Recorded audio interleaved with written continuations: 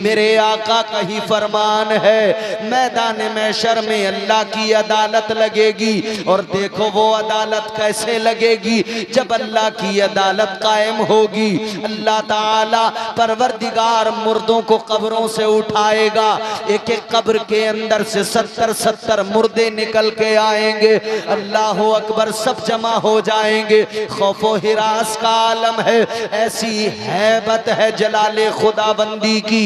खौफ के मारे लोग घबराए कांप रहे हैं, बोलने की हिम्मत नहीं, बोलने की जुर्रत नहीं। वक्त गुजरता जा रहा है। अल्लाह ताला फरमाएगा, अल्लाह ताला का ऐलान होगा, दुनिया में अपनी शान दिखाने वालों, दुनिया में अपनी ताकत के ज़ौम में रहने वालों, दुनिया में अपने आप को ताकतवर समझने वालों, दुनिया के अंदर तुम अपने आप को बहादुर समझने वालों, दुनिया के सिस्टम को खरीदने वालों, कमजोरों को सताने वालों, आज सब आ गए हो।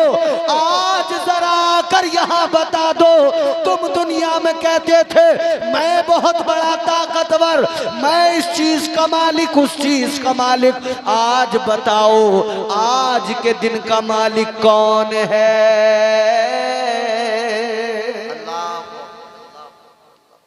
अल्लाह का ऐलान है, लिमनिल मुल्कुल यौम, बताओ कौन है आज के दिन का मालिक। सुनो, ये बड़े बड़े ताकतवर इंसान जो इधर किसी को खातिर में नहीं लाते थे ना, कांप रहे होंगे, जबानों पर ताले लगे होंगे, खामोश खड़े होंगे, जुर्रत नहीं होगी बोलने की। तमाम अव्वलीन आखिरीन सब के सब जमा होंगे, मगर जुर्रत नहीं होगी बोलने की। सब खामोश। फिर अल्लाह की जानिब से ऐलान होगा, लिल्लाहिल वाहिदिल क़हार।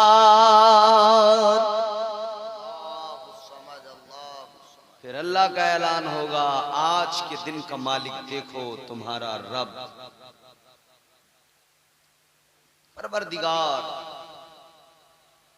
तुमने जिसके अहकामात को नहीं माना, जिसके फरामीन पर अमल नहीं किया। तुम कहते थे कि कयामत में मुर्दे कैसे जिंदा हो जाएंगे, ये तो सब बेवजह की बातें हैं। एक शख्स था मक्के में, कहता था मरने के बाद कोई जिंदगी नहीं। अल्लाह कैसे उठा सकता है? मर गए, मिट्टी में मिल गए, हड्डियां गल गई, कुछ नहीं बचा। अल्लाह कैसे उठा सकता है मुर्दा को? अल्लाह ने सूरह मुबारक नाज़िल फरमाई, ला उक़सिमु बियौमिल क़ियामह वला उक़सिमु बिन्नफ़्सिल लव्वामह।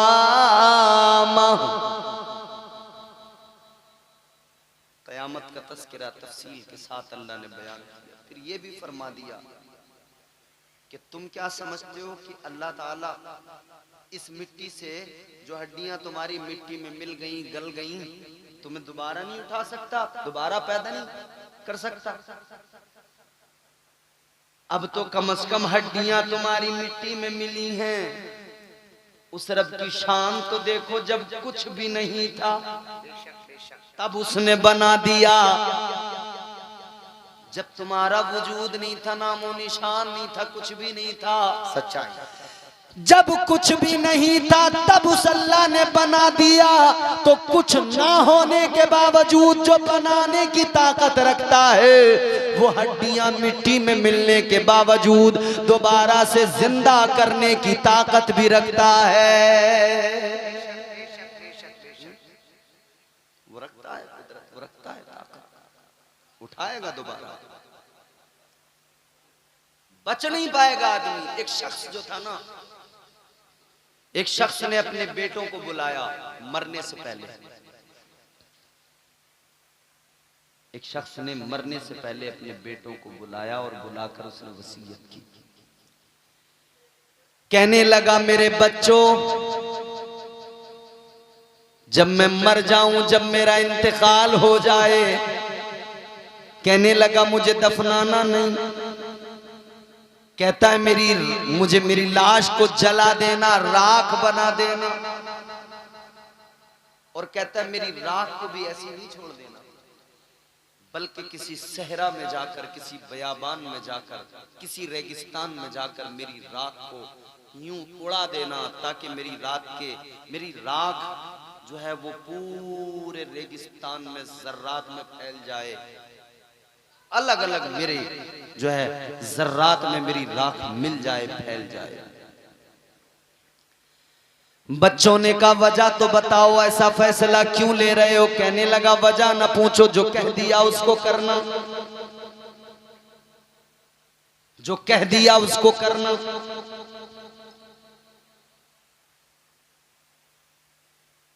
खैर जब इंतकाल हुआ तो बच्चे मजबूर थे, वही किया, जलाया, राख को यूं उड़ा दिया बयाबानों में, सहरा में। इधर वो आदमी मर गया, जल गया, राख को फिजाओं में बिखेर दिया गया, मगर फरमाया गया मैदान महशर में उस इंसान को जिसकी राख बिखर गई, अल्लाह ताला रेत को हुक्म देगा, ऐ रेत, वो जो राख के जर्रात तुझ पर बिखेरे गए थे, एक एक जर्रे को जमा कर, उस राख को जमा करके ला। वो रेत उसकी राख को जमा करेगी, फिर अल्लाह ताला के हुक्म से वो जिंदा होगा। अल्लाह ताला उससे सवाल फरमाएगा, ऐ मेरे बंदे बता, ये तूने सब कुछ जो किया क्यों किया? क्या वजह थी, किस लिए? समझ में आ रही है आपको बात? क्यों किया तूने? वो इंसान अल्लाह की बारगाह में रो के अर्ज करेगा, मौला है मेरे परवरदिगार, ये सब कुछ जो मैंने किया इसलिए किया कि तुझसे डर लगता था, तेरा सामना करने से डर लगता था। या अल्लाह मुझे पता था मैदान महशर में तेरे सामने खड़े होना है, तो मौला मैंने इसीलिए बच्चों को वसीयत की थी, मुझे जलाना, मेरी राख को उड़ा देना। मैं सोचता था कि जब मैं जल जाऊंगा, मेरा वजूद राख हो जाएगा, और उस राख को भी जब फिजाओं में उड़ा दिया जाएगा तो शायद मेरी बिखरी हुई राख रेत में मिल जाएगी, तो मुझे जिंदा नहीं किया जाएगा, दोबारा नहीं उठाया जाएगा, तो मैं अल्लाह के सामने खड़े होने से बच जाऊंगा। या अल्लाह तेरे खौफ की वजह से किया, मौला तेरे डर की वजह से किया। या अल्लाह डर लगता था तेरा सामना करने से, मौला घबराता था तेरा सामना करने से। अल्लाह ताला ने फरमाया, ऐ मेरे बंदे, क्या तूने अपने रब की ताकत नहीं देखी? किसी भी जगह तेरी राख को उड़ा दिया गया, मगर तेरे रब ने जब हुक्म दिया रेत को, तो उसने तेरी राख को जमा कर दिया। तेरे रब ने तुझे दोबारा देख ले जिंदा कर दिया। तू क्या समझता था? क्या तेरा रब कादिर नहीं है? कहने लगा, या अल्लाह तू तो कुदरत वाला है, या अल्लाह तू तो बड़ी शान वाला है। मौला मैं डरता था, मौला मैं डरता था, मुझे घबराहट थी, तेरा सामना करने से डरता। लोग जरा सोचो, हम नहीं डरते, निडर हो गए। अल्लाह, हमारे सीनों में खौफ नहीं रहा, गुनाह करके अकड़ते हैं, गुनाह करके गुनाहों पर हम लोग नादिम होने के बजाय अकड़, और कई बार तो हम फख्र के साथ अपने गुनाह को बयान करते हैं। शर्म आनी चाहिए। गुनाह करना जितना बड़ा जुर्म है, उस गुनाह को फिर बयान करना फख्र के साथ, ये भी उतना ही बड़ा जुर्म है।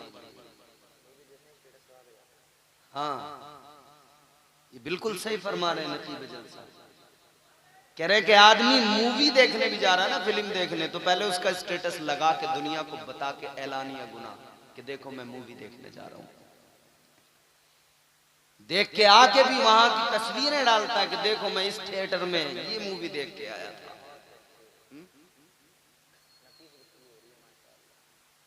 निडर हो गए। मगर जानते हो अल्लाह का खौफ दिल से निकाला। देखो वो मस्त है, वो अपनी दुनिया में मस्त है, वो अपना काम नहीं भूलेगा, जो उसका काम है अपनी मस्ती में जो उसे करना है वो करेगा। मगर आपको जो करना है, आप अगर उसको देखकर भी नहीं समझे तो कब समझोगे? अल्लाह ने उसे जिस हाल में रखा है वो उस हाल में बस उसी में लगा है। मगर अल्लाह ने आपको अक्ल सलीम देकर, शऊर देकर जिस काम में लगाया है, हम और आप उस काम में लगे हुए नहीं हैं। इसको देखकर ही हम सीख सकते हैं। बंदा चाहे तो अपने आसपास की चीजों को देखकर बहुत कुछ सीख सकता है। हमारी आसपास की चीजें हमें बताती हैं वो गाफिल इंसान रब की तरफ चल, निकल इस गफलत से, अपने रब को पहचान, रब की बारगाह में चल। बात ज्यादा लंबी नहीं करूंगा, अब मौसम भी बेहतर हो गया है तो मेरे बाद में जो तकरीरें रह गई हैं वो भी आपको सुननी है इंशाअल्लाह। वो कितनी देर सुने आप और कितनी देर सुनाए हमारे ये उलमा, ये आप दोनों का मामला है। मगर मेरी गुफ्तगू का असल पैगाम सुन लो। ये जो आज हम निडर हो गए, अल्लाह ताला का खौफ दिलों से निकला तो हाल क्या हुआ? सारी कायनात का खौफ दिलों में आ गया, सारी दुनिया से डरने लगे। और वो लोग जो अल्लाह से डरते थे उन्हें कायनात का खौफ नहीं था, दुनिया का खौफ नहीं था। कुरान ने तो खुद ऐलान किया, अला इन्ना औलिया अल्लाह, औलिया अल्लाह ला खौफुन अलैहिम वला हुम यहज़नून।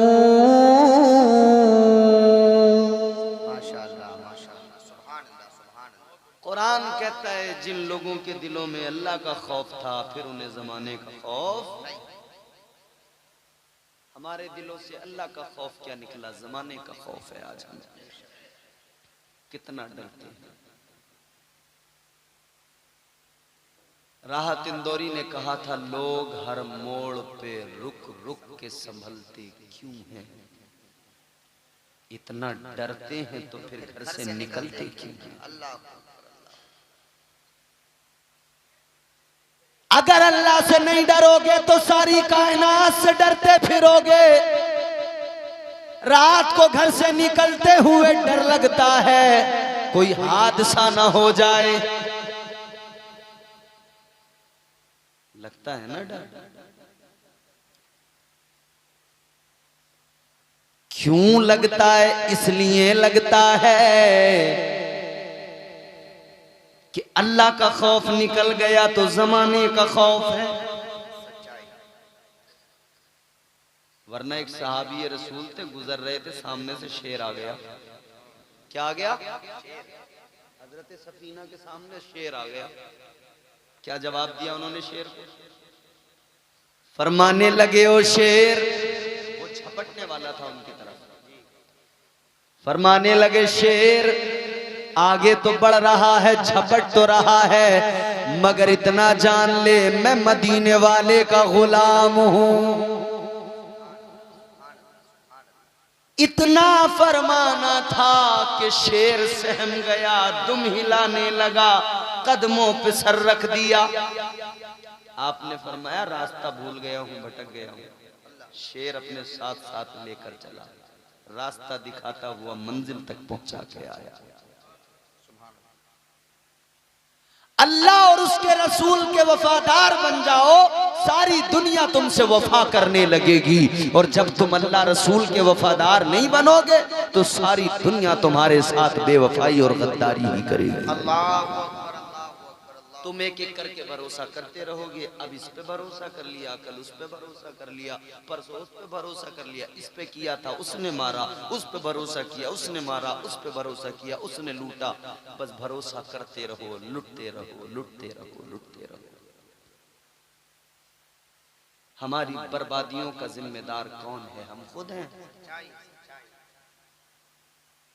हमारी बर्बादियों का जिम्मेदार हम। अजीब कौम है, अपनी बर्बादी का तमाशा देखते हैं और फिर खुद हंसते हैं।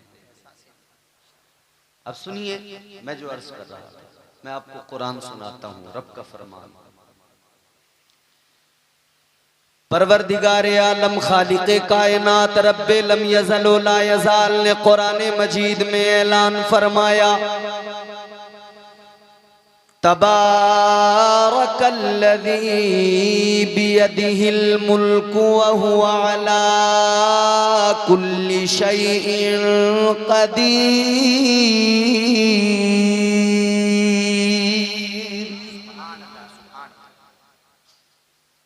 कुरान कहता है बड़ी बरकत वाली जात है परवरदिगार की, वही मुल्कों का मालिक है, वही कायनात का बादशाह है। अगले मकाम पे अल्लाह ताला ने फरमाया, कुरान कहता है, कुलिल्लाहुम्मा मालिकल मुल्की तुअतिल मुल्का मन तशा व तंज़िउल मुल्का मिम्मन तशा व तुइज़्ज़ु मन तशा व तुज़िल्लु मन तशा।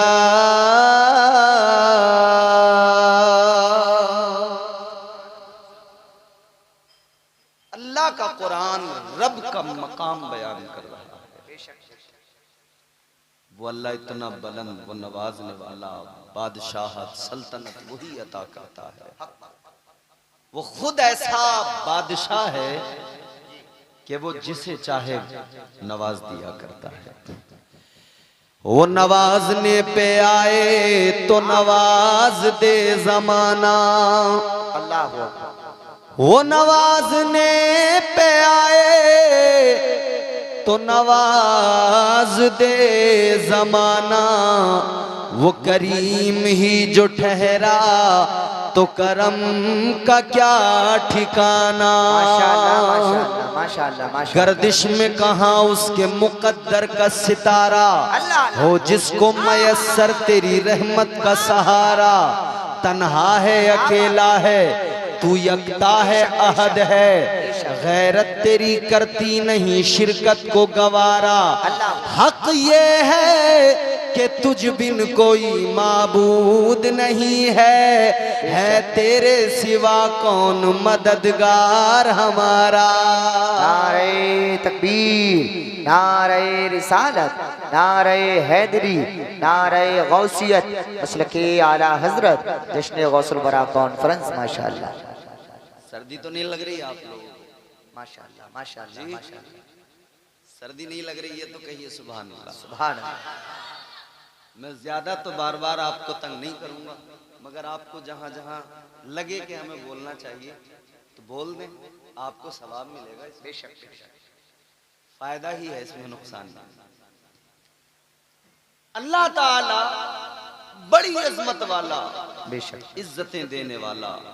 बेशक ये जो इज्जतें हमें मिली हैं ये परवरदिगार ने मुस्तफ़ा के सदक़े में अता की। अल्हम्दुलिल्लाह। ये अलग बात है कि आज हम खुद अपने वकार को मजरूह कर रहे हैं, अपनी इज्जतों का जनाजा उठा रहे हैं। ये हमारी कमनसीबी है। इसका रीजन क्या है जानते हो? ओबरी के जिंदा दिल गयूर मुसलमानों,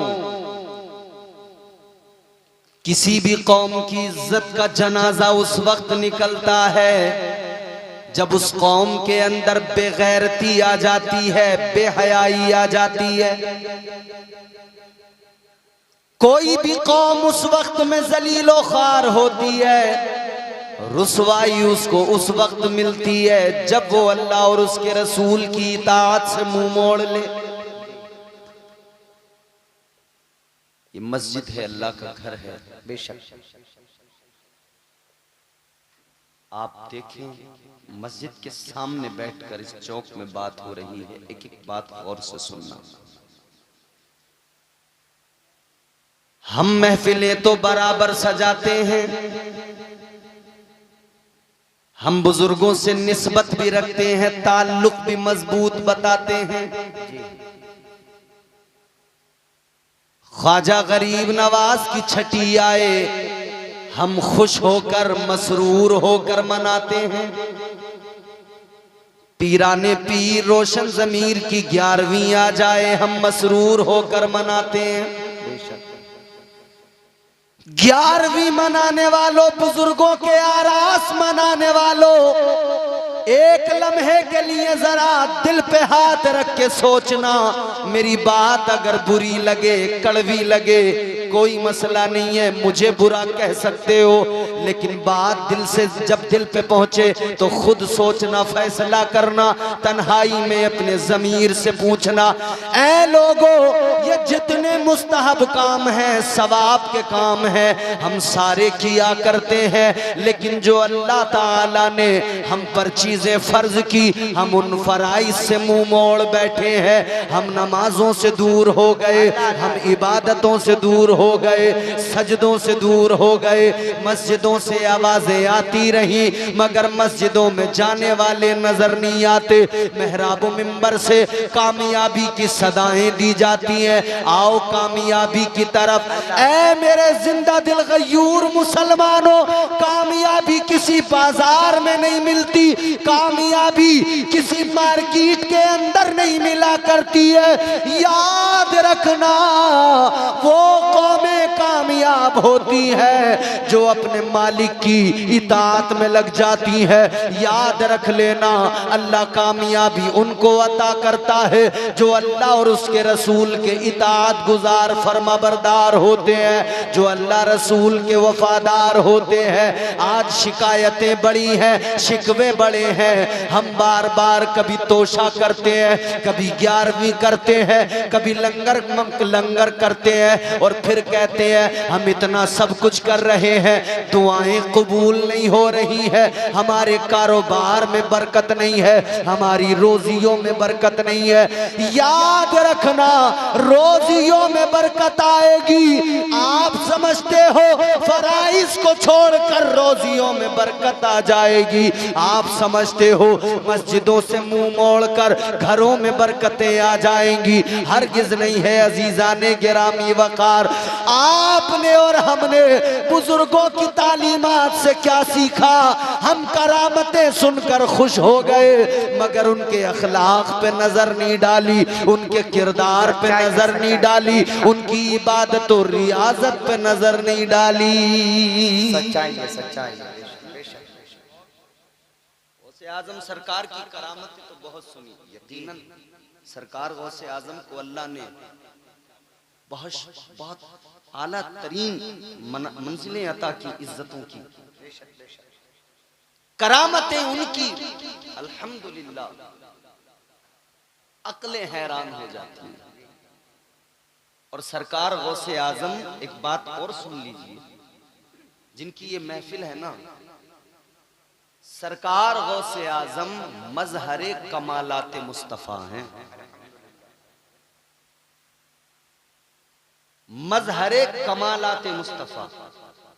मैं इस पर आपको बताऊंगा जरूर 2-4 बात, मगर मेरी कौम के लोगों,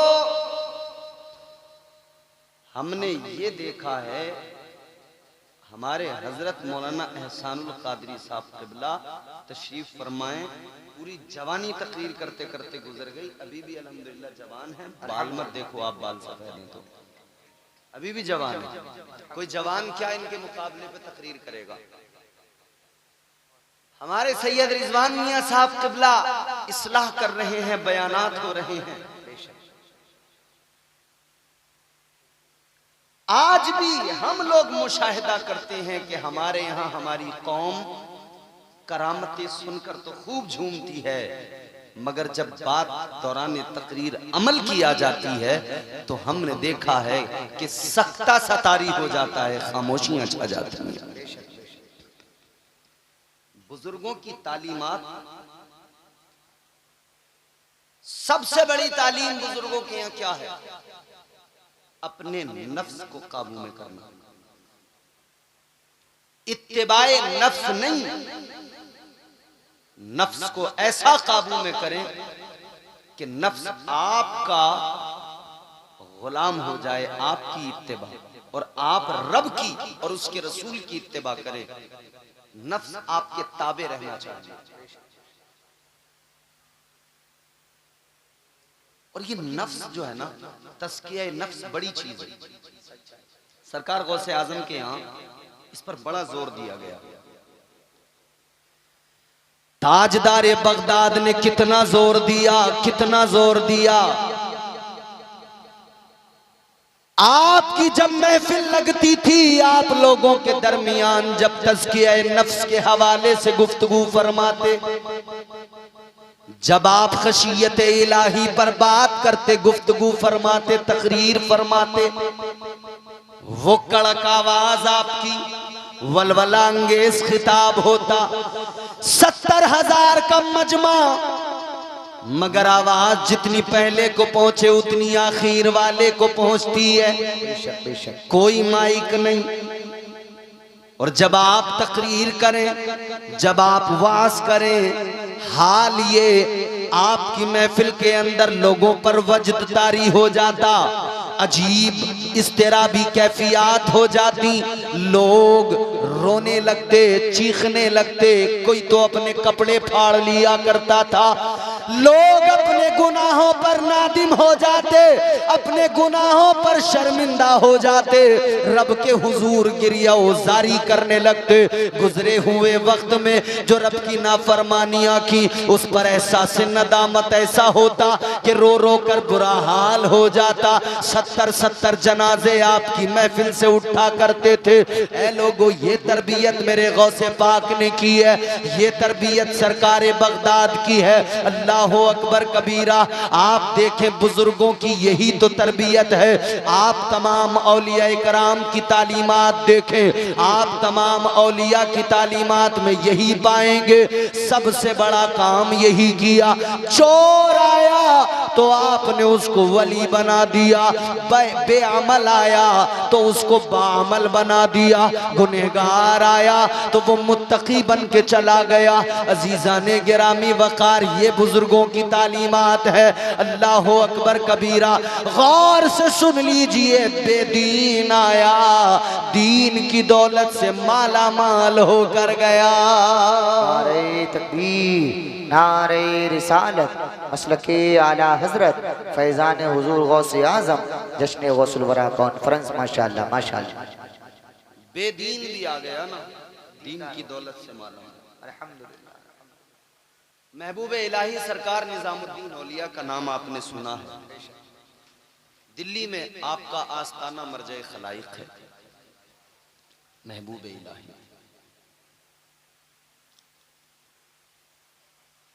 आप एक मर्तबा बीमार हो गए, जादू का असर हो गया। हमारे यहां हल्का सा डाउट हो जाए ना किसी को, तो इलाके के तमाम बाबा छान लिए जाएंगे, कौन सबसे बड़ा है। इलाके के बाबाओं के पास बाद में जाना, तुम्हारे घर में कुरान मजीद अल्लाह की किताब रखी है, तरीका मुस्तफ़ा का तुम्हें मिल गया है, तुम चाहो तो अपने घर में रहकर कुरान पढ़कर तमाम किस्म की बलाओं वबाओं को दूर कर सकते हो। तुम्हें जरूरत नहीं है किसी तांत्रिक के पास जाने की। महबूब इलाही सरकार निजामुद्दीन औलिया बीमार हो गए, और हाल ये हो गया कि कई बार आप पर दौरा पड़ जाता, तबीयत बड़ी बिगड़ जाती। सरकार महबूब इलाही हजरत निजामुद्दीन औलिया के मुरीदों ने कहा,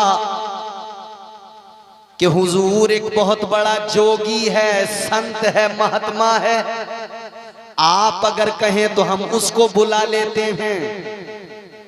महबूबे इलाही ने फरमाया क्या खास बात है उसके अंदर? आपके मुरीदों ने बताया उसे ये कमाल हासिल है, वो किसी भी बीमार की बीमारी को खींच लेता है, किसी भी बीमार के मर्ज को सुल्ब कर लेता है, उसके अंदर ये कमाल है। सरकार महबूबे इलाही हजरत निजामुद्दीन औलिया ने फरमाया बुला लो, इजाजत दे दी, बुला लो। कौन है? जोगी है, अपने वक्त का बाबा है, महात्मा है। बड़ी लतीफ बात है। आपने फरमाया बुला लो। आपके मुरीदों ने बुला लिया उस जोगी को, आ गया वो सरकारे महबूबे इलाही की बारगाह में। महबूबे इलाही हजरत निजामुद्दीन औलिया ने फरमाया ऐ जोगी, है बाबा, है संत महात्मा, जरा देखो तो मुझे क्या हुआ है।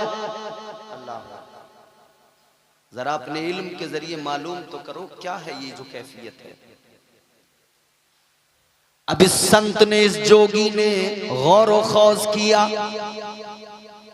जब इसने नजर डाली, गौर करने लगा, गौर व खौज करने लगा, तो इसने सब देखने के बाद में फिर महबूबे इलाही से कहने लगा कि हुजूर मैंने देख लिया आपकी जो हालत है, आपका जो हाल है मैंने सब देख लिया।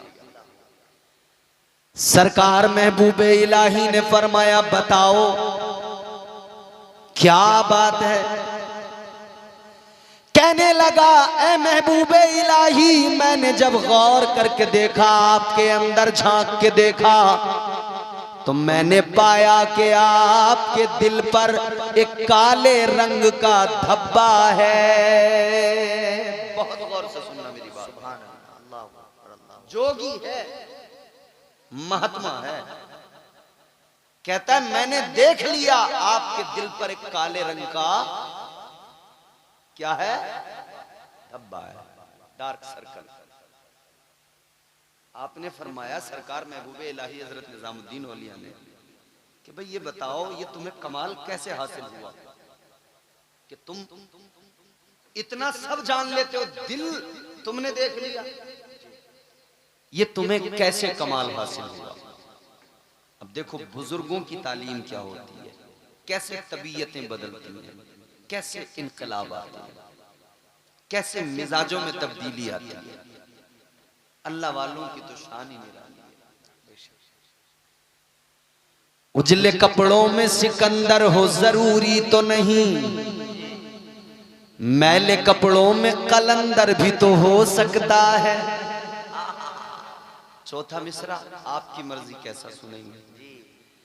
उजले कपड़ों में सिकंदर हो जरूरी तो नहीं, मैले कपड़ों में कलंदर भी तो हो सकता है। जिस भिखारी को हिकारत से पुकारा तूने, उसके कासे में समंदर भी तो हो सकता है। नारे तकबीर, नारे रिसालत, मसलके आला हजरत, जश्न गौसुल वरा कॉन्फ्रेंस, कारी मोहम्मद इम्तियाज साहिब किबला बरकाती। माशाअल्लाह माशाअल्लाह। ये तो गुदड़ी के लाल होते हैं। फरमाने लगे बताओ ये तुम्हें कमाल कैसे हासिल हुआ कि तुमने मेरे दिल के अंदर देख लिया और तुम्हें पता लग गया कि दिल पे मेरे काले रंग का धब्बा है। उस जोगी का जवाब सुनो। वो कहने लगा हुजूर ये कमाल मुझे इसलिए हासिल हुआ कि मैं अपने नफ्स के खिलाफ जंग करता हूं और हमेशा अपने नफ्स के खिलाफ काम करता हूं। हम अब गौर करें यहां पे एक लम्हे के लिए ठहर कर, हम नफ्स के गुलाम बन गए। हम ऐसे नफ्स के गुलाम बने कि जिस काम की नफ्स ने हमें तरगीब दी उसी को करने लगे, जिस काम की तरफ हमारे नफ्स ने हमें कहा हम उसी तरफ चल पड़े। वो जोगी कहने लगा हुजूर मामला ये है, मैं अपने नफ्स के खिलाफ काम करता हूं। कहने लगा अगर मेरा नफ्स कहता है खाना खाने के लिए तो मैं खाना ही छोड़ देता हूं, अगर मेरा नफ्स कहता है सोने के लिए तो मैं नींद ही त्याग देता हूं, छोड़ देता हूं, मैं सोता ही नहीं। कहने लगा जिस काम को मेरा नफ्स कहता है मैं वो हरगिज नहीं किया करता, उसके उलट करता हूं, उसके विपरीत करता हूं, उसके मुखालिफ। तो महबूबे इलाही हजरत निजामुद्दीन औलिया ने फरमाया अच्छा बात ऐसी है, अगर तुम नफ्स के खिलाफ करते हो और इस वजह से तुम्हें यह कमाल मिला है तो सुनो मैं तुमसे कुछ कहना चाहता हूं। काजी हुजूर फरमाइए। महबूबे इलाही फरमाने लगे कलमा सुनाता हूं, अपने नफ्स से पूछना क्या कहेगा। महबूबे इलाही ने फरमाया ला इलाहा इल्लल्लाह मुहम्मदुर रसूलुल्लाह। फरमाने लगे ये कलमा मैंने सुनाया, अब जरा देखो तुम्हारा नफ्स क्या कहता है, इसे पढ़ने को कहता है या पढ़ने से रोकता है। अब देखो क्या करेगा तुम्हारा नफ्स। इसने जब गौर किया तो कहने लगा हुजूर मेरा नफ्स तो ये कलमा पढ़ने से मुझे रोक रहा है, मना कर रहा है। महबूबे इलाही ने फरमाया तुम्हारा नफ्स तुम्हें मना कर रहा है, रोक रहा है, मगर तुम तो वो करते हो जो नफ्स के खिलाफ होता है। तुम तो नफ्स के मुखालिफ, तुम तो नफ्स के विपरीत काम करते हो, जो ये कहता है वो नहीं करते, उसका उल्टा किया करते हो। तो अब बताओ कलमा पढ़ने से तुम्हारा नफ्स तुम्हें रोक रहा है, तो अब जरा तुम बताओ क्या करोगे। इतना सुना तो सोचने लगा और सोच के बोला हुजूर बात तो ये है मैं नफ्स के खिलाफ ही करता हूँ हमेशा, और इसीलिए मुझे ये कमाल मिला है।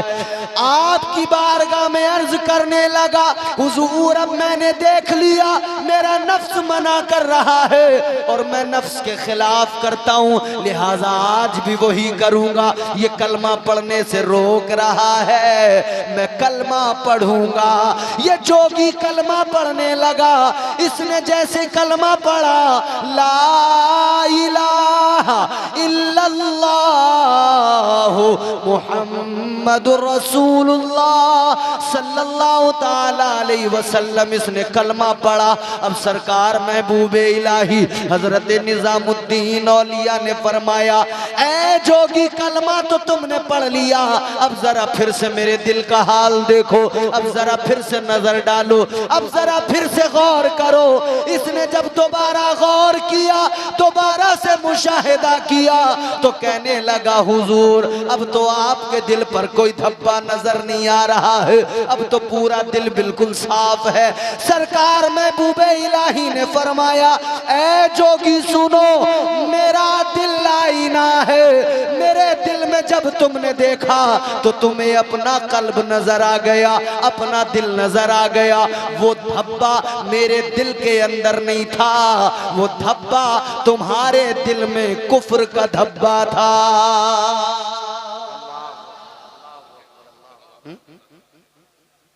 वो तुम्हारे दिल के अंदर कुफ्र का धब्बा था, तुमने कलमा पढ़ लिया वो हट गया।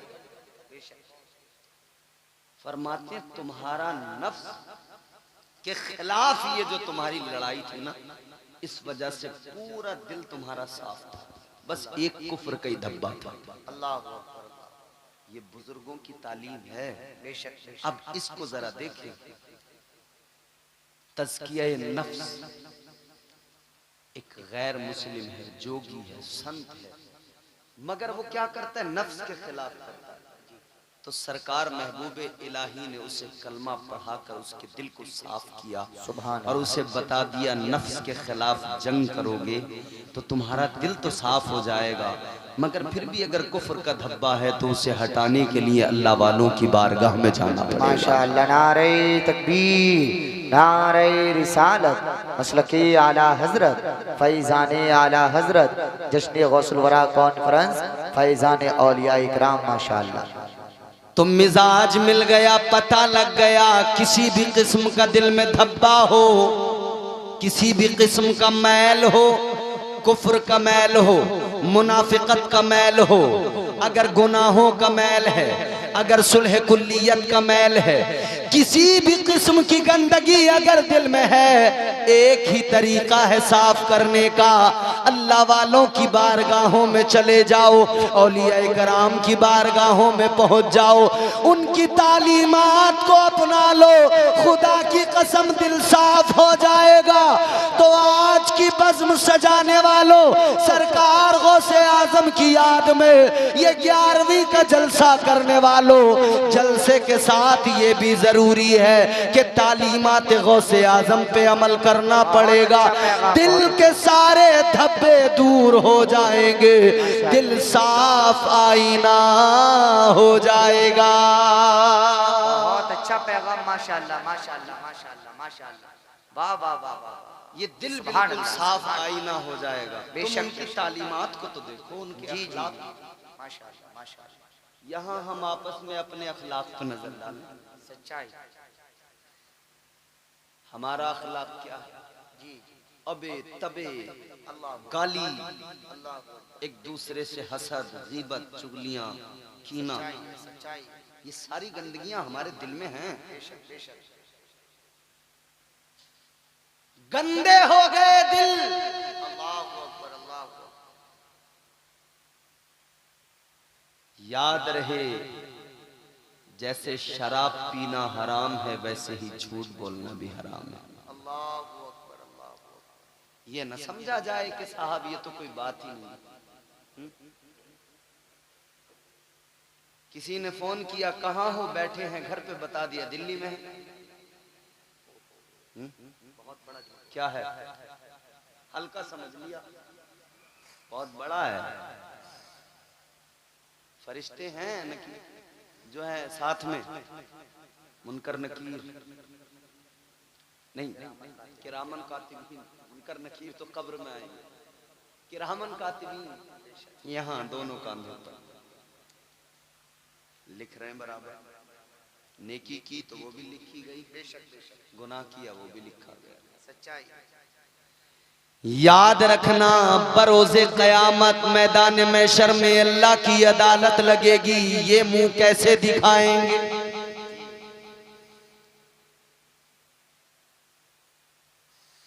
आज हमें छोटी छोटी अदालतों से लगता है डर।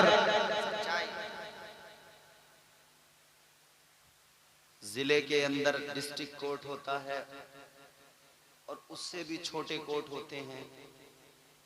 अच्छा, उसके ऊपर के हाई कोर्ट है, सुप्रीम कोर्ट है, मगर हर मुल्क का अपना हाई कोर्ट है, हर मुल्क का अपना सुप्रीम कोर्ट है, हर स्टेट का अपना हाई कोर्ट है।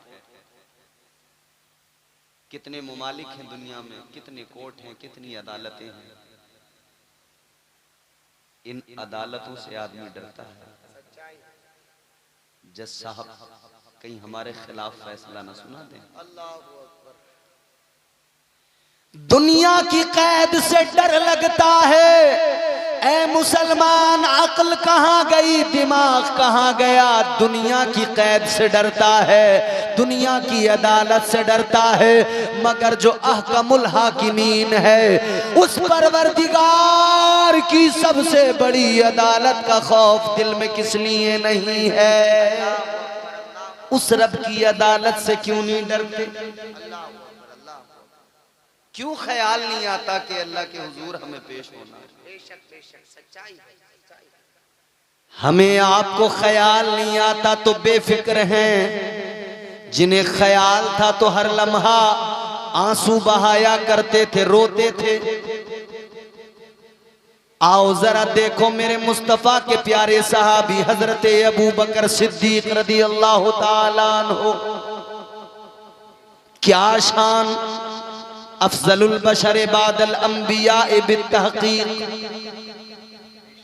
अशरे मुबशरा में सरे फहरिस्त। आका ने नाम लेकर फरमाया अबू बकर तुम जन्नती हो।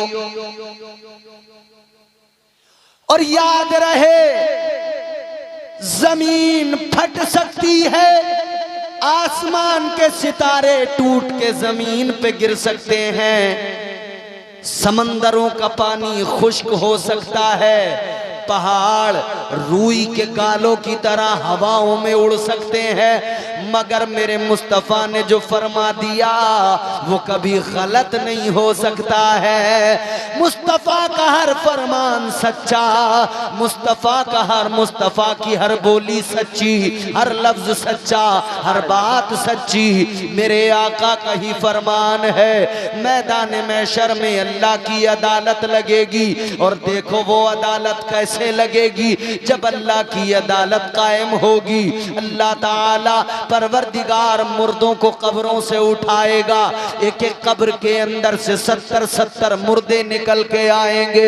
अल्लाह अकबर, सब जमा हो जाएंगे। खौफो हिरास का आलम है, ऐसी हैबत है जलाले खुदाबंदी की, खौफ के मारे लोग घबराए कांप रहे हैं, बोलने की हिम्मत नहीं, बोलने की जुर्रत नहीं। वक्त गुजरता जा रहा है, अल्लाह ताला फरमाएगा, अल्लाह ताला का ऐलान होगा, दुनिया में अपनी शान दिखाने वालों, दुनिया में अपनी ताकत के ज़ौम में रहने वालों, दुनिया में अपने आप को ताकतवर समझने वालों, दुनिया के अंदर तुम अपने आप को बहादुर समझने वालों, दुनिया के सिस्टम को खरीदने वालों, कमजोरों को सताने वालों, आज सब आ गए हो।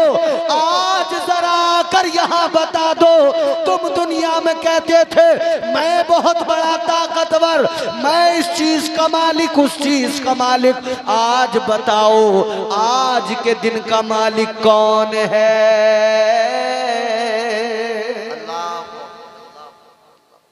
अल्लाह का ऐलान, लिमनिल मुल्कुल यौम, बताओ कौन है आज के दिन का मालिक। सुनो,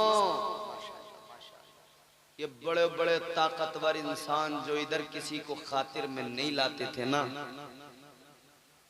कांप रहे होंगे, जबानों पर ताले लगे होंगे, खामोश खड़े होंगे, जुर्रत नहीं होगी बोलने की। तमाम अव्वलीन आखिरीन सब के सब जमा होंगे, मगर जुर्रत नहीं होगी बोलने की। सब खामोश।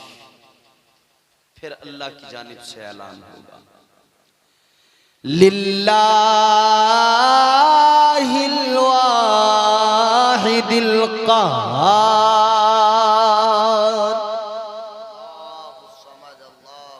फिर अल्लाह का ऐलान होगा, आज के दिन का मालिक देखो तुम्हारा रब, परवरदिगार। तुमने जिसके अहकामात को नहीं माना, जिसके फरामीन पर अमल नहीं किया। तुम कहते थे कि कयामत में मुर्दे कैसे जिंदा हो जाएंगे, ये तो सब बेवजह की बातें हैं। एक शख्स था मक्के में, कहता था मरने के बाद कोई जिंदगी नहीं, अल्लाह कैसे उठा सकता है? मर गए, मिट्टी में मिल गए, हड्डियां गल गई, कुछ नहीं बचा, अल्लाह कैसे उठा सकता है मुर्दा को? अल्लाह ने सूरह मुबारका नाज़िल फरमाई, ला उक़सिमु बियौमिल क़ियामह वला उक़सिमु बिन्नफ़्सिल लव्वामह।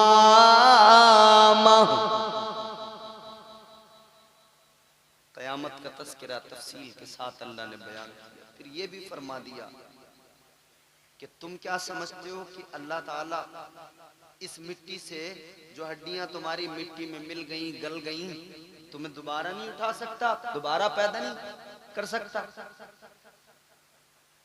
अब तो कम से कम हड्डियां तुम्हारी मिट्टी में मिली हैं, उस रब की शान तो देखो, जब कुछ भी नहीं था तब उसने बना दिया। जब तुम्हारा वजूद नहीं था, नामो निशान नहीं था, कुछ भी नहीं था, सच्चाई। जब कुछ भी नहीं था तब उस अल्लाह ने बना दिया। तो कुछ ना होने के बावजूद जो बनाने की ताकत रखता है, वो हड्डियां मिट्टी में मिलने के बावजूद दोबारा से जिंदा करने की ताकत भी रखता है। वो रखता है कुदरत, वो रखता है ताकत, उठाएगा दोबारा, बच नहीं पाएगा आदमी। एक शख्स जो था ना, एक शख्स ने अपने बेटों को बुलाया मरने से पहले। एक शख्स ने मरने से पहले अपने बेटों को बुलाया और बुलाकर उसने वसीयत की। कहने लगा, मेरे बच्चों, जब मैं मर जाऊं, जब मेरा इंतकाल हो जाए, कहने लगा मुझे दफनाना नहीं। कहता है मुझे मेरी लाश को जला देना, राख बना देना। और कहता है मेरी राख को भी ऐसी नहीं छोड़ देना, बल्कि किसी सहरा में जाकर, किसी बयाबान में जाकर, किसी रेगिस्तान में जाकर मेरी राख को यूं उड़ा देना, ताकि मेरी राख जो है वो पूरे रेगिस्तान में जर्रात में फैल जाए। अलग अलग मेरे जो है जर्रात में मेरी राख मिल जाए, फैल जाए। बच्चों ने कहा, वजह तो बताओ, ऐसा फैसला क्यों ले रहे हो? कहने लगा, वजह न पूछो, जो कह दिया उसको करना, जो कह दिया उसको करना।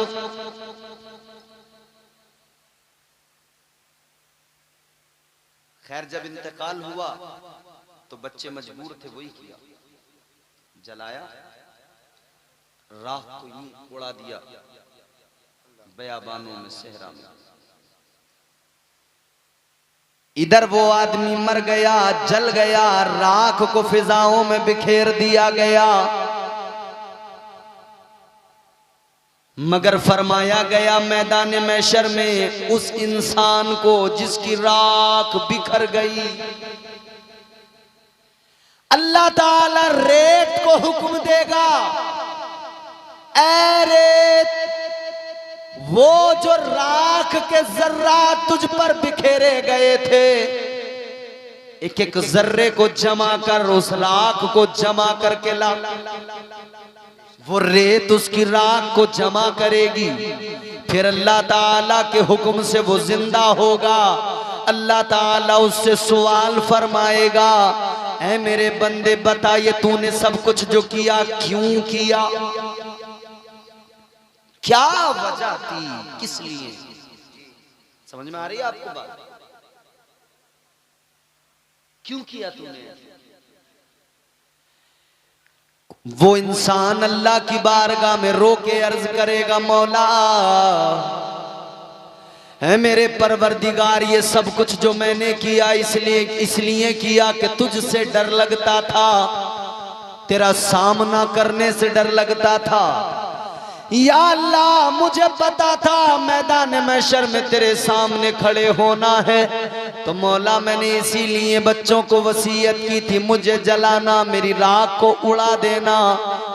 मैं सोचता था कि जब मैं जल जाऊंगा, मेरा वजूद राख हो जाएगा, और उस राख को भी जब फिजाओं में उड़ा दिया जाएगा तो शायद मेरी बिखरी हुई राख रेत में मिल जाएगी, तो मुझे जिंदा नहीं किया जाएगा, दोबारा नहीं उठाया जाएगा, तो मैं अल्लाह के सामने खड़े होने से बच जाऊंगा। या अल्लाह, तेरे खौफ की वजह से किया, मौला तेरे डर की वजह से किया। या अल्लाह, डर लगता था तेरा सामना करने से, ऐ मौला घबराता था तेरा सामना करने से। अल्लाह ताला ने फरमाया, ऐ मेरे बंदे, क्या तूने अपने रब की ताकत नहीं देखी? किसी किसी भी जगह तेरी राख को उड़ा दिया गया, मगर तेरे रब ने जब हुक्म दिया रेत को तो उसने तेरी राख को जमा कर दिया। तेरे रब ने तुझे दोबारा देख ले जिंदा कर दिया। तू क्या समझता था, क्या तेरा रब कादिर नहीं है? कहने लगा या अल्लाह तू तो कुदरत वाला है, या अल्लाह तू तो बड़ी शान वाला है। मौला मैं डरता था, मौला मैं डरता था, मुझे घबराहट थी तेरा सामना करने से डरता। लोग जरा सोचो, हम नहीं डरते, निडर हो गए। अल्लाह, हमारे सीनों में खौफ नहीं रहा।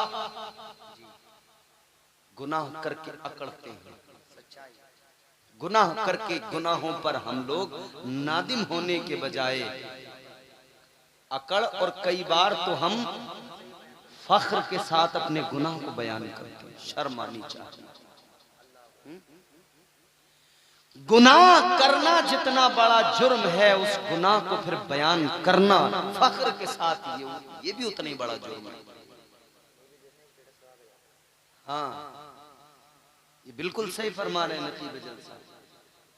कह रहे कि आदमी मूवी देखने भी जा रहा है ना, फिल्म देखने, तो पहले उसका स्टेटस लगा के दुनिया को बता के ऐलानिया गुनाह कि देखो मैं मूवी देखने जा रहा हूं। देख के आके भी वहां की तस्वीरें डालता है कि देखो मैं इस थिएटर में ये मूवी देख के आया था।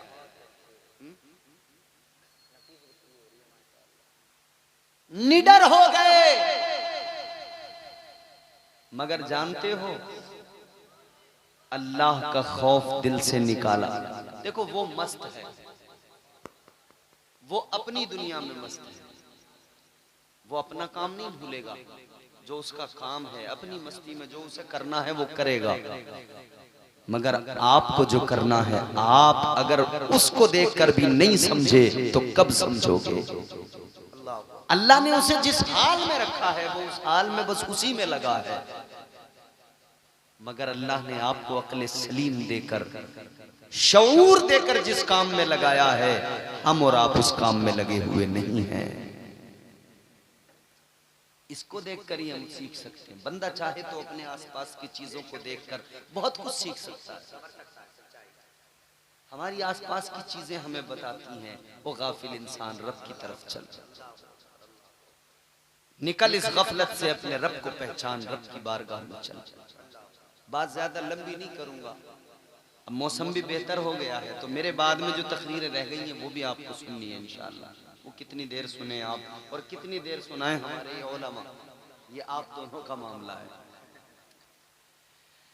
मगर मेरी गुफ्तगू का असल पैगाम सुन लो। ये जो आज हम निडर हो गए, अल्लाह ताला का खौफ दिलों से निकला तो हाल क्या हुआ? सारी कायनात का खौफ दिलों में आ गया, सारी दुनिया से डरने लगे।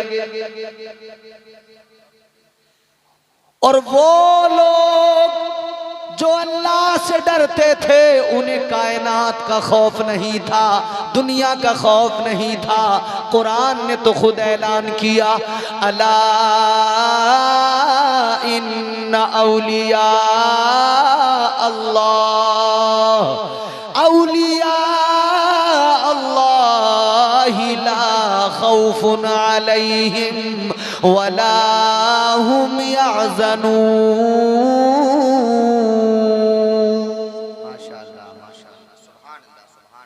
कुरान कहता है जिन लोगों के दिलों में अल्लाह का खौफ था, फिर उन्हें जमाने का खौफ नहीं।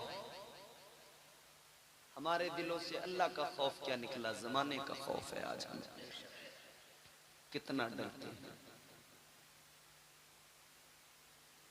राहत इंदौरी ने कहा था, लोग हर मोड़ पे रुक रुक के संभलते क्यों हैं? इतना डरते हैं तो फिर घर से निकलते क्यों हैं? अगर अल्लाह से नहीं डरोगे तो सारी कायनात से डरते फिरोगे।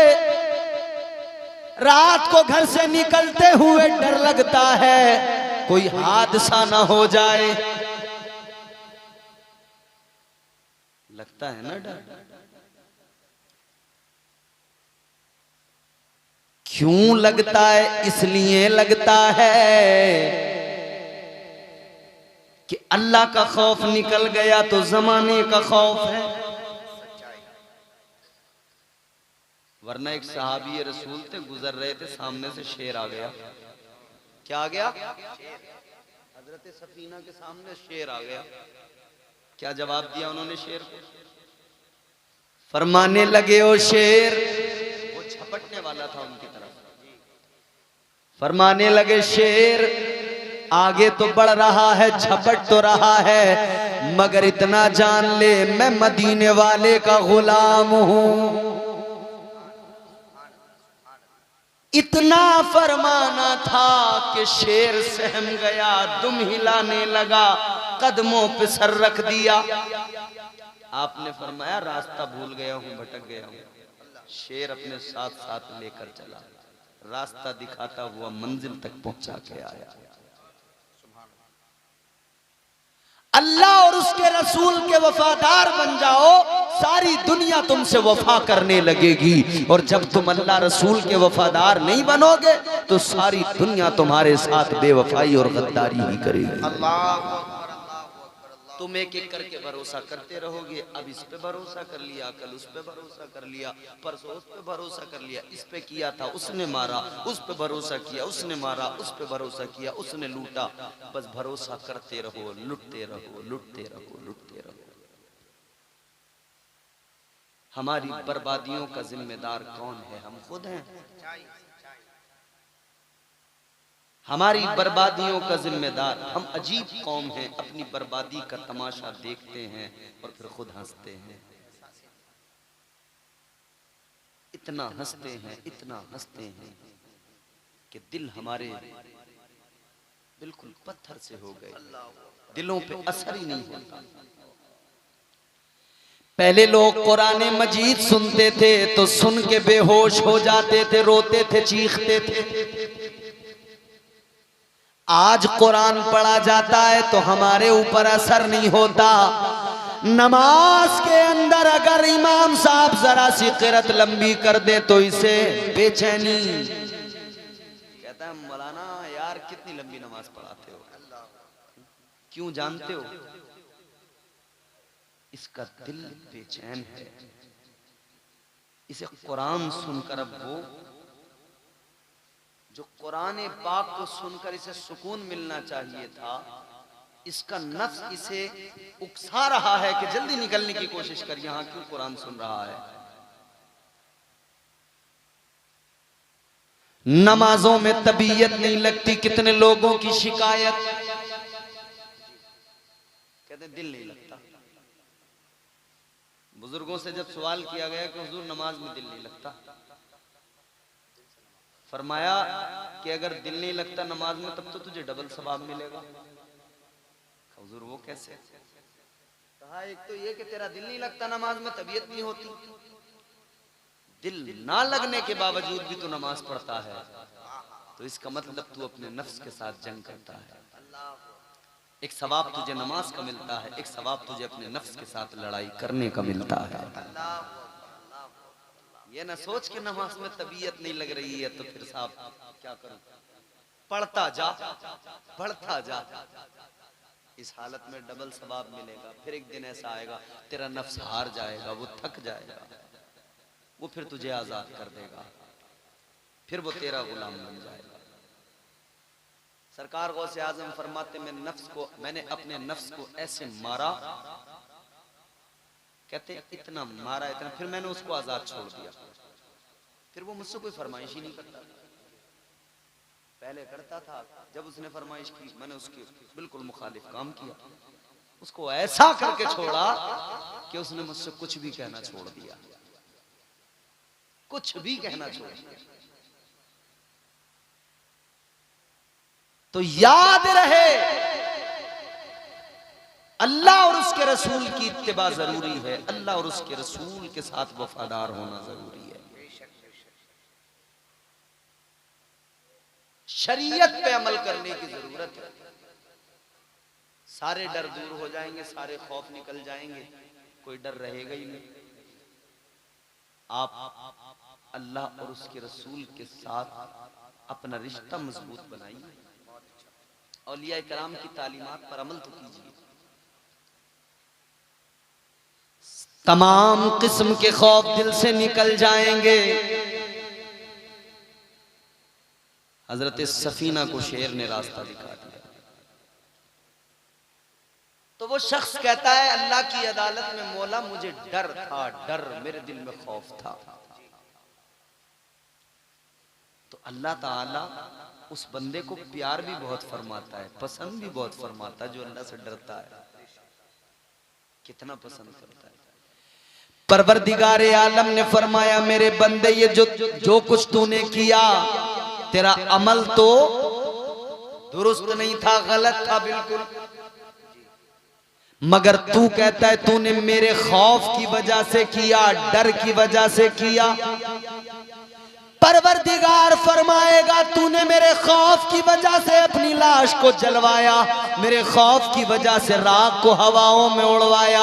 तो सुन ले, अगर तेरे दिल में मेरा इतना खौफ था, इतना डर था, अगर तू मेरे सामने खड़े होने से इतना डरता था, तो सुन ले आज उस खौफ के सबब तेरा रब तुझ पे ये इनाम फरमा रहा है, चल तेरे गुनाहों को मुआफ किया जा रहा है। सुभान अल्लाह, माशाअल्लाह माशाअल्लाह। अल्लाह ताला ने उसके गुनाहों को मुआफ फरमा दिया। इसको हटा लो, सुभान अल्लाह, निकाल लो।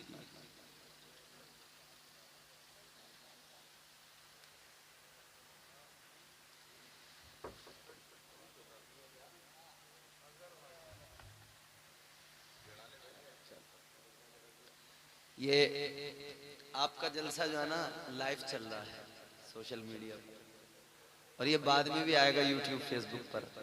कई लोग तो ये सोचेंगे कि शायद कहीं किसी हाईवे पे तकरीर होने लगी, तो 4 व्हीलर गुजर रही है। अल्लाह खुश रखे, शादाबाद। बस जल्दी से बात को खत्म कर। अल्लाह ने फरमाया तेरे गुनाहों को मुआफ किया। क्यों? इसलिए कि तेरे दिल में मेरा खौफ था, तेरे दिल में मेरा डर था, मेरा खौफ था तेरे सीने। खौफ खुदा सीने के अंदर था तो अल्लाह ताला ने गुनाहों को मुआफ फरमा दिया। वो एक आंसू जो तेरी पलक पे रखा है, गुमान होता है जर्रा फलक पे रखा है। तू आंख में आंसू खुदा के खौफ के सबब ला, ये आंसू तेरा अर्श इलाही तक पहुंचेगा, इसका असर तुझे दिखाई देगा। और अगर तू अकड़ेगा, अगर तू जबान से झूठ, गीबत, चुगलियां, गालियां ये सब रखेगा, तो फिर इसका अगला शेर भी सुना दूं। वो एक आंसू जो तेरी पलक पे रखा है, गुमान होता है जर्रा फलक पे रखा है। तू चाहता तो दिलों में भी सबके रहता, मगर तेरी जबान ने तुझको सड़क पे रखा है। तेरी जबान ने तुझे रुसवा कर दिया, तेरे झूठ ने तुझे रुसवा कर दिया, तेरी जबान की गालियों ने तुझे रुसवा कर दिया। बच्चों को शुरू से ही हम लोग जो है गालियां सिखा रहे हैं, क्योंकि बाप घर में गालियां दे रहा है, बच्चा वही सीख रहा है। पहले घरों के अंदर मुस्तकिल तौर पे कुरान पढ़ा जाता था, तो बच्चों के अंदर ज़ौक़ था, कुरान की मोहब्बत थी। अब घरों के अंदर मुसलसल म्यूजिक है, तो बच्चों में म्यूजिक का शौक है। छोटे छोटे बच्चे हमारे घरों के, उन्हें बचपन से ही नाचना सिखा दिया जाता है, नाचो बेटा। और ये सोशल मीडिया का दौर है, आप देखो छोटे छोटे बच्चे, क्या गंदगी है, सब नाचना गाना सब ये चल रहा है। बहुत बुरा हाल है। क्या जमाना आ गया, संजीदगी खतरे में है, खुद नुमाई का चलन है, सादगी खतरे में है। सर छुपाती फिर रही है आबरू इस दौर में, या इलाही कर मदद पाकीज़गी खतरे में है। जब से कम ज़र्फ़ों की आमद मैं कदे में हो गई, रो रहे हैं जामो मीना मैं कशी खतरे में है। खतरे में है मुआशरा, खतरे में है समाज, खतरे में है घरों का माहौल। और खतरा छोटा मोटा नहीं, बहुत बड़ा है। इतना बड़ा खतरा, इतना बड़ा खतरा कि हम लोग उस खतरे को समझ ही नहीं रहे। कितनी बच्चियां, मुसलमानों की बेटियां कलमा पढ़ने वालों के घरों में पैदा हुई और आज काफिरों के घरों में। क्यों? तालीमात मुस्तफा से आपने हमने मुंह मोड़ लिया, तो ये दिन तो देखने थे। बुजुर्गों की तालीमात पर अमल करने की जरूरत है। सरकार बगदाद की महफिल सजाने वालों, वो शान है गौसे आजम सरकार की कि मेरे आला हजरत कहते हैं, वाह क्या मर्तबा ए गौस है बाला तेरा, ऊंचे ऊंचों के सरों से कदम आला तेरा। क्या दबे जिस पे हिमायत का हो पंजा तेरा, शेर को खतरे में लाता नहीं कुत्ता तेरा। इस निशानी के जो सग हैं नहीं मारे जाते, हश्र तक मेरे गले में रहे पट्टा तेरा।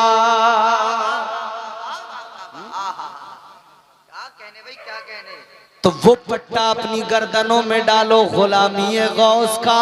इंशाअल्लाह ताला जिंदगियां बदलेंगी, इंशाअल्लाह इनकलाब आएगा, इंशाअल्लाह दिल बदलने लगेंगे। फिर जबानों पर गालियां नहीं होगी। अगर उनके किरदार को देखा, उनकी गुफ्तार को देखा, उनकी सीरत को देखा और उसको अपना लिया, तो इंशाअल्लाह जबानों पर कुरान की आयतें होगी, जबानों पर मुस्तफ़ा जान रहमत के कसीदे होंगे, जबानों पर दुरूद की सदाएं होंगी।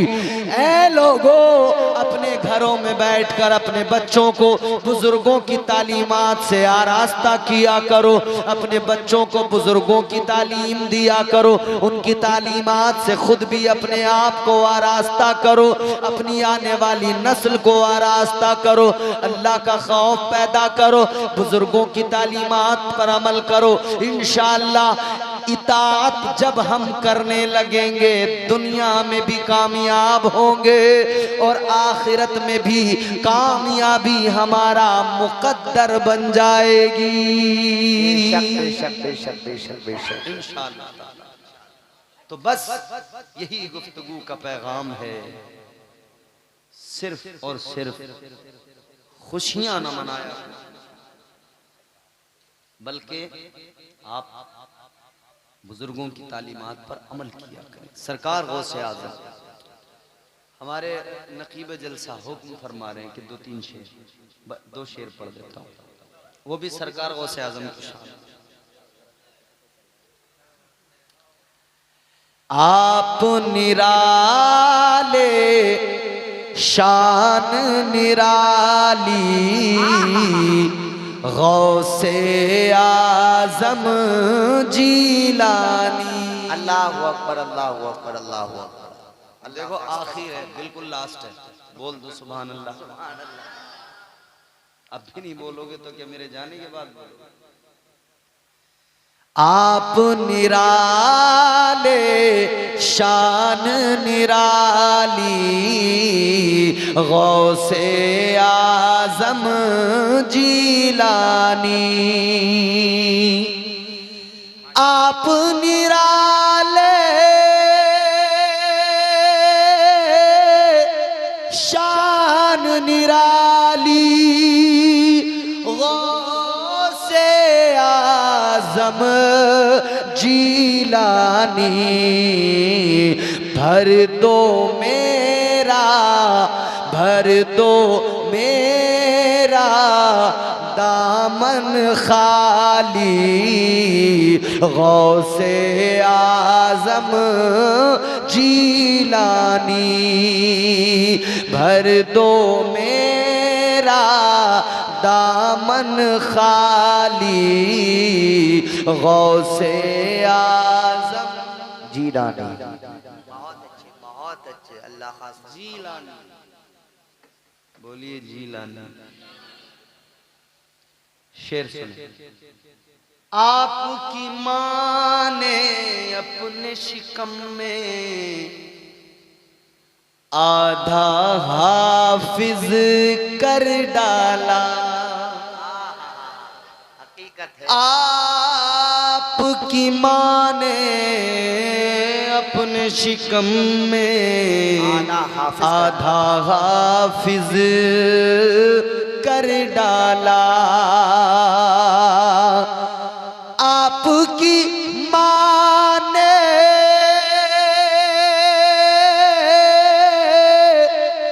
अपने शिकम में आधा हाफिज कर डाला। आपकी माँ भी अल्लाह वाली गौसे आजम जीलानी। आपकी माँ भी अल्लाह वाली गौसे आजम जीलानी।